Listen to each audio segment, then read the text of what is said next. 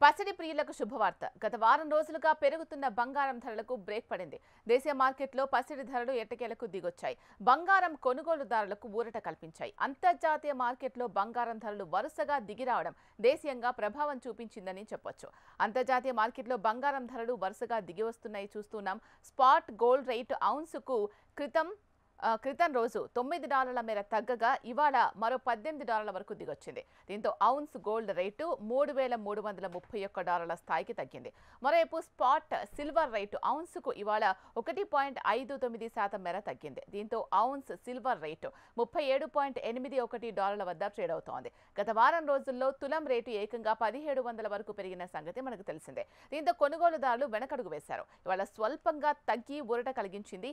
24 క్యారెట్ల మేలిమి gold rate తులంపై $110 మేర దిగొచ్చింది. దీంతో 10 గ్రాముల బంగారం ధర 99,770 స్థాయికి తగ్గింది.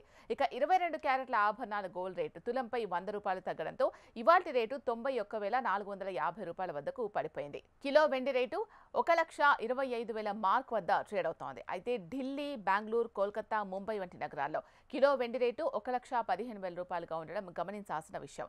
అందుకు ట్యాక్సులు, ఇతర పన్నులు కారణమవుతున్నాయి.